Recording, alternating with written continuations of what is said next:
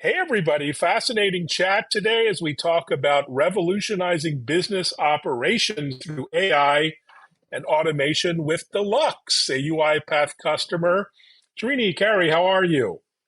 Doing great. Good. Good to see you both here. Let's get started with some personal professional introductions here. Srini, I'll start with you. Tell us about your role at Deluxe and who is Deluxe for those who may not be familiar. Sure, Ivan. I'm Srini. For those who don't know Deluxe is a long-standing original payments company. We're actually transforming ourselves to be a modern payments and data company. We really help small businesses and large institutions or organizations really scale their business and grow their business through our payments and data products and assets. Within the operations organization, I'm responsible for product management function and also driving process improvement and automation across the enterprise for Deluxe, leveraging the automation and the technologies. Fantastic. And Kari, if you could introduce yourself and your role as a colleague of Srini's. My name is Kari, and I'm a business lead in Treasury Services. I'm actually in product management. So Srini and I partner quite a bit on various opportunities. Well, it's an exciting time to talk AI and automation. So let's dive right into it. Maybe you'll start with Srini. What is the need for automation? What drove the decision to focus on automation at Deluxe, and what were the specific challenges you were originally looking to solve? That's a great question, Ivan. Yes, so as I said, as Deluxe is more transforming into a modern payments and data company, as we continue to grow, our customers also grow along with this, and their needs actually change along with it as well. And so as we go in through this journey, our needs and challenges also come up. And one of the challenges that we faced was really around how do we make some pricing adjustments as easy as possible for our customers, as we have a very large portfolio of clients. So that is one particular challenge that we faced, where we want to do it not only quickly, efficiently, but more importantly, accurately, that really delivers a really positive customer experience for our large clients. And so that's where automation came in, where we fell in love with the problem first, and that's why I partner closely with Kari and rest of the business teams, in this case, contract team, legal teams, product and technology, and we fell in love with the problem, and we found eventually a solution through automation and technology. Wow, what a great setup for the discussion. And Kari, maybe talk about some of the challenges you were aiming to solve in your specific role function in the company. You have a lot going on. Maybe describe what you do a little bit as well. Right. So in this situation, we had a challenge where we needed data elements, data attributes that we didn't currently have housed in a contract database. So I needed to read or reread 1,200 legal documents to pull out these attributes. So like Srini said, we could fulfill the project accurately and hopefully quickly. So I went to Srini and said, hey, can I have 10 people for 2 to 3 weeks to reread all these contracts and type all this data into an Excel spreadsheet? And Srini's like, counter proposal, right? And he said, how about a Gen AI bot? And I'm not IT. Srini's not IT. But Srini had this partnership with Kibatica, and Kibatica had this tool, UiPath, and it kind of just all came together from there. Well, it's a great case study, great story and best practices. Maybe talk, Srini, a little bit about the proof of concept and some of the benefits of automation. How did you initiate and kick off the engagement? And, what were some of the outcomes that you saw from automating the contract extraction process, short-term, immediate, as well as some of the longer-term benefits? Absolutely. That's another great question. Before I jump into the proof of concept itself, I just want to take a second to spend on the problem itself. The problem was pretty complex, as Kari suggested, and these were documents that had handwritten, in some cases, images of not the best quality, because we have very historical, long-lasting clients with contracts drawn out many years ago. And so the scale and the complexity of the problem is very high in terms of the data that we need to be extracted out of these contracts. And so that's when we had actually went and searched for a solution where we want to bring innovative and a creative solution that actually solves the problem quickly, but also accurately. And that's when we came across, or we identified UiPath as the kind of the technology provider of the platform that allows us. I think we leverage the document understanding aspect of the platform, which really helps us to quickly read documents very quickly and extract some attributes, and then leverage our Cubotica partner to go implement this rapidly so that we can do this proof of concept. Spending a little bit more on the proof of concept itself, the first step was to really create a solution where we are able to automatically read all of these documents, 900 plus documents that Kari has suggested, that are in various different formats, images and handwritten, something like a lot of those information. So we had to automatically read those information. So we created a bot that goes into our Salesforce system, reads these documents. Second, we leveraged, like I said, the document understanding portion of the UiPath platform to read these attributes. And then the beauty was that we didn't have to go build our own Gen AI algorithm or Gen AI solution. The capability existed within the UiPath platform, which was pretty easy to use. Business folks and other folks like Kari was able to really provide us the keywords that need to be extracted, and the algorithm and the capability was easy enough for us to tune and configure and set up. So that was step two, is to really provide the keywords and the type of variances that we would get so that we can extract those attributes very cleanly. And third, once we do that validation, then we actually put them into an action center where the human aspect comes in, right? This is where just the technology alone doesn't solve the problem. The human is still very much important, and the human is the last step in the sense, like, make sure that the data we extracted is correct and is accurate and does the once over. And then finally, we then scale it and deploy it so that we're able to take that specific information and be able to be surgical about our price adjustments to our customers. Wow, fantastic approach. Maybe we should have invited the bot to this webcast and ask a few questions. But it would make it better. we only have humans here. So Kari, maybe talk about the human in the loop for final validation and the role of you as a human in this technology project. Yes, as a non-IT human, right? So it was pretty amazing because that action center that Sharini mentioned, that is so intuitive. It was easy for me to, go through line by line and just quickly see what which attributes were pulled. And right to the side of it, if I wanted to, I could look at the kind of the extract it pulled it from, or I could look at the whole contract if I was doubting it. Or if I needed to change it, I could do that.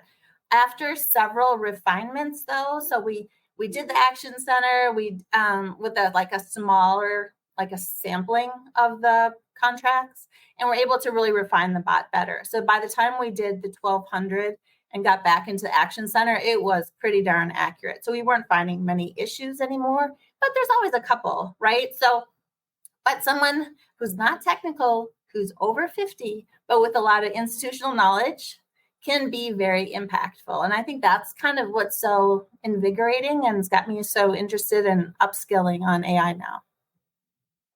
Yeah, it's exciting times. And talking about impact, maybe Srini, talk about some of the outcomes that you realized from this automation project, whether it's saving time, data quality, allowing other initiatives to proceed that, you now have time for.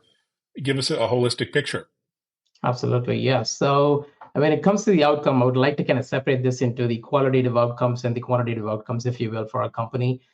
For us, what's more important than the quantitative that I'll touch upon here just a second is, number one, is this really helped us collaborate across Deluxe. More importantly, we're trying to be more of an innovative company, and this really allowed us an opportunity to bring an innovative solution to the mix and teach the organization, share with the organization new ways of working, for example, leveraging AI and automation very easily to help solve not only our own problems, but our customer problems. So that was definitely one of the big outcomes for us. It's the new ways of working that we were able to share and kind of teach the organization in general.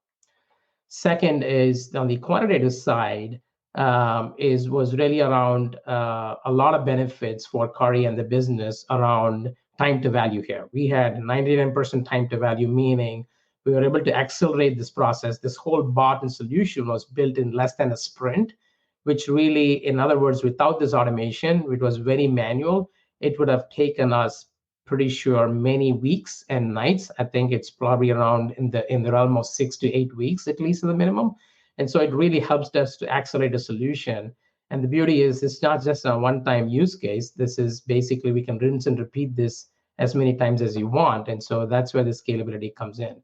Second is, I think overall from a timing perspective, in terms of the efficiencies, operation efficiencies that you talked about, Evan, it delivered around 800 hours plus of time savings for our team so that they can now focus on other high value customer activities. And that's what we love about a solution like this. Automation is just not about driving efficiencies and automating things, but it also empowers our internal employees to go focus on high value activities, spending time more with our customers, and so on and so forth. Okay. And that's really very important. exciting. So important because the work they would have done would have been so tedious, right? Rereading 1,200 documents and typing it into a system. I mean, these people have customers to serve, right? And good high quality projects to work on. And so no one had to work nights and weekends. It was just a kind of a win all around. Yeah, and I bet you have other ideas for how you could expand this into other areas of the business, Yes. even within your personal domain. Maybe share, what the future might hold. So I'm working with Cubotica right now, and we're further refining the prompt so that we can use this bot more broadly. Because now, thanks to Sharini, other parts of the business are aware we have this capability. So we want it to be able to be used across the enterprise. And then also, like you said, for my own next upcoming projects, of course, I have data attributes that I want that, as the business evolves, I need different attributes. And so all these attributes, I'm just writing those prompts as well. And we'll be able to run the bot for those. Fantastic. Yeah. And, Sharini, you have a lot of takeaways and lessons learned here just for those who might be watching or listening who haven't embarked on an automation or AI journey. Any advice, lessons learned, both on the technical or business side that they could benefit from your experience? Yeah, man, I can share a few things that we've learned. I think the first and foremost that's important is it's less about the technology. It's more about identifying a change champion and really advocating for the change. In this case, I was very fortunate and lucky to find Kari within the business, who was a big change champion that really allows us to showcase our story and the problem and the way we solved it.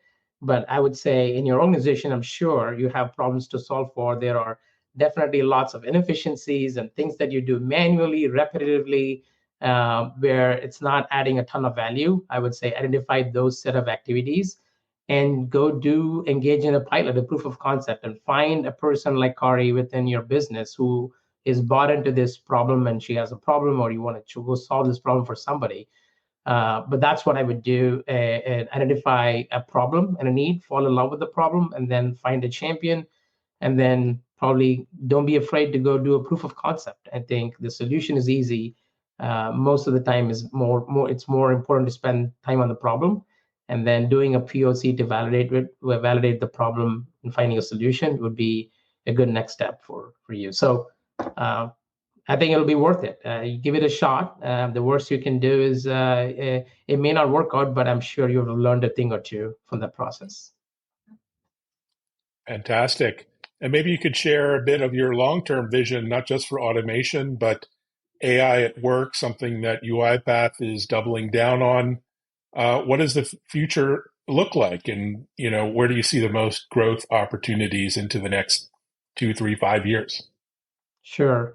Like I said, for us, automation is just not not more than that. Automation is going to be key for us in the long term. Our vision is to really make automation a part of our DNA in terms of how we work.